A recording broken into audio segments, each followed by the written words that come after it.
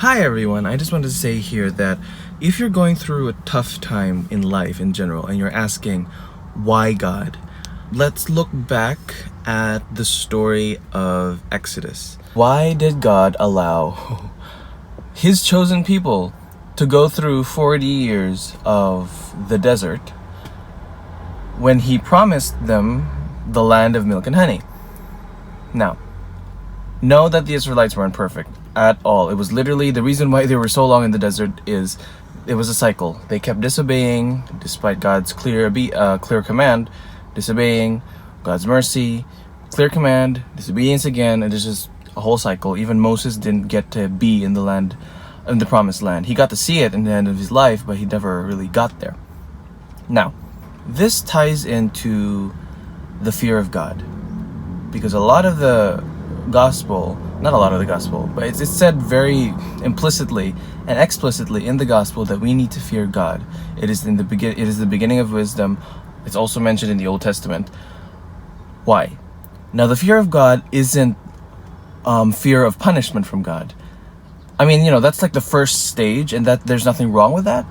But we need to progress from that, because the Israelites in Exodus had the fear of God, or sometimes fear of some gods or multiple gods, but they feared that God would punish them. The problem was, it wasn't enough, because the fear of God, for it to be the beginning of wisdom, has to come from a place of love. Now, how can fear be love? When you love your father, when you love someone else, you fear their disappointment. You fear offending them, basically. Now, it has to be the same with God. The Israelites didn't really, seemingly, in Exodus, didn't really love God in that way. They feared God, but they didn't fear God enough to love Him, because they would have made so many mistakes if they didn't really fully love God such that they feared offending Him. Now, the reason why God is making us go through trials, hardships, maybe a really, really bad season or seasons, is there's multiple possibilities. One being that we keep making the mistakes and we keep putting ourselves in these seasons, which is what, Exodus did. But there also is the possibility, the big chance, that God is trying to hone us into people that will love Him, such that we fear offending Him, so that even when we have money, because here's the thing, in Exodus, when the Israelites would receive gifts, graces, and good things from God, they would be thankful, and then they'd forget again, and then they'd sin again, or they would turn away from God. They would forget Him, forget His graces, forget His gifts and mercy. Us going through hardships and going through bad seasons is really a honing, a pruning, and maybe even a test from God, so that we can love Him regardless if He gives us gifts or not, regardless if we have money or not, regardless if we're comfortable or not.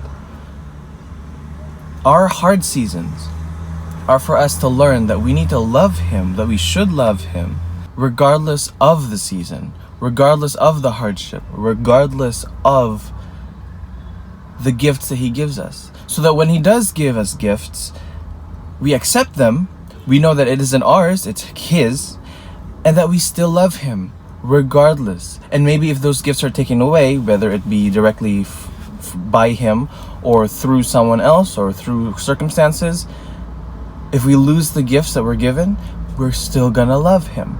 That's why, or I posit that as that's maybe why we're going through hardships, is because we need to learn how to love Him regardless of the gifts that He gives us.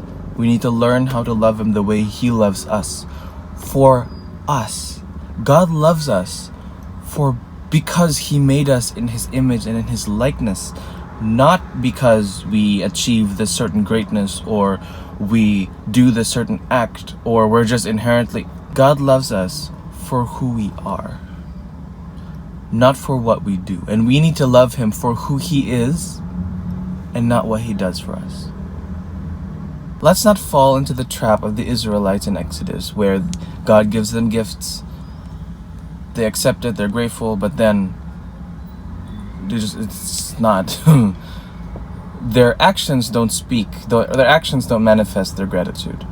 And I'm not talking about being human and making mistakes. They were definitely human and they definitely made mistakes, but it wasn't that. It was, despite even the good things that God gave, they still disobeyed Him. And now we do that all the time. And the Israelites during Exodus didn't have Jesus Christ.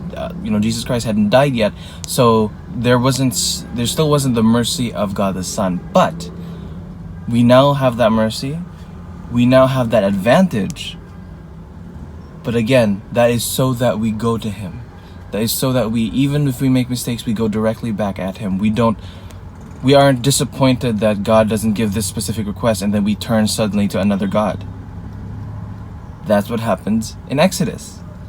We need to go back to Him. We need to love Him as He loves us. Because He loves us. Again, He loves us for who we are in Him, for who He made us to be, for who He made us as. Not for what we do, not for what we say. And we need to love Him the same for who He is. For the great God who has been so merciful to us, who has given us so many graces, and not for what He does. That is the fear of God. The fear of offending someone you love, not the fear of their punishment, but the fear of offending someone you love and someone who loves us so much. That's it for me today. If you like this video, please do subscribe and share it with whoever you think needs it. It really helps the algorithm push it to other people who need it. Thank you so much for watching. God bless.